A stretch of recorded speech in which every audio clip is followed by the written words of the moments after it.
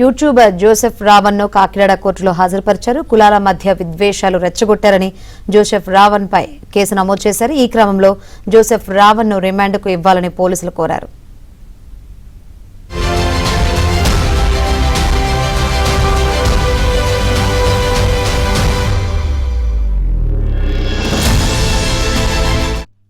మరోవైపు జడ శ్రవణ్ కుమార్ పై కరప పిఎస్లో ఫిర్యాదు చేశారు.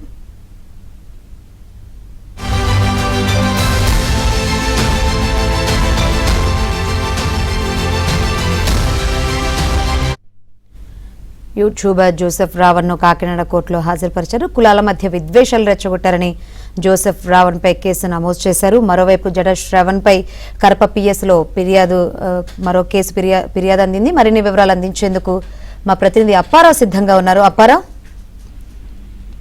శంకరి, కాకినాడ జిల్లాలో గత 2 రోజులుగా పోలీస్ కస్టడీలో ఉన్న రావణ్ ను ఈ రోజు జిల్లా జడ్జి ముందు హాజరుపరిచారు. ప్రస్తుతం న్యాయవాదులు వాదోపవాదాలు జరుపుతున్నారు. ప్రధానంగా యూట్యూబర్ రావణ్ కులాల మధ్య మతాల మధ్య చిచ్చు పెట్టేలాగా వ్యవహరించారని, తన ప్రసంగాల ద్వారా సమాజంలో అశాంతి కలిగించేలాగా ప్రయత్నించారని చెప్పి అతని మీద కేసులు నమోదు చేశారు. ఈ నేపథ్యంలో అతను బయట ఉంటే మరిన్ని వీడియో ద్వారా సమాజంలో అశాంతి రేగే ప్రమాదం ఉందని అతన్ని రిమాండ్ విధించాలని చెప్పి ప్రాసిక్యూషన్ తరఫున పోలీసులు కోరుతున్నారు. ప్రస్తుతం ఇరు వర్గాల వాదనలో న్యాయాధికారి వింటున్నారు. అయితే ఈ కోర్టు ఎదుట జనసేన కార్యకర్తలు భారీ ఎత్తున గుమిగూడి ఆందోళన వ్యక్తం చేశారు. పవన్ కళ్యాణ్ పై అనుచిత వ్యాఖ్యలు చేసిన యూట్యూబర్ రావణ్ నశించాలంటే చెప్పు అతనిపై కోడిగుడ్లు కూడా విసిరే ప్రయత్నం చేశారు. ఈ రోజు ఉదయం సర్పవరం స్టేషన్ లో కూడా రావణ్ విచారిస్తున్నప్పుడు, అదే విధంగా వైద్య పరీక్షల కోసం ఆసుపత్రికి తీసుకెళ్లే సమయంలో కూడా పోలీసు వాహనానికి ఎదురుగా జనసేన కార్యకర్తలు వెళ్లి వాహనాన్ని అడ్డుకున్నారు. వాహనం లోపల ఉన్న రావణ్ పై కూడా దాడి చేసే ప్రయత్నం చేశారు. కోడిగుడ్లతో కూడా విసురు కొట్టారు. ఈ నేపథ్యంలో పోలీసులు అప్రమత్తం అయ్యారు.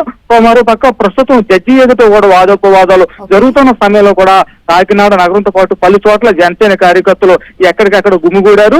ప్రస్తుతం వాదోపవాదాలు జరుగుతున్నాయి. ప్రధానంగా అతను చేసిన వ్యాఖ్యలు సోషల్ మీడియా, యూట్యూబ్ లో, ఇన్స్టాగ్రామ్ లో విపరీతంగా హల్చల్ చేస్తున్నాయని, ఇది వివాద సంఘాల మధ్య, కులాల మధ్య, మతాల మధ్య విభేదాలు దారితీస్తుందని కూడా ప్రస్తుతం వాదిస్తున్నారు. మరి కాసేపట్లో న్యాయాధికారి నిర్ణయం కూడా వెలువడే అవకాశం ఉంది. శంకరి. ఓకే అప్పారావు.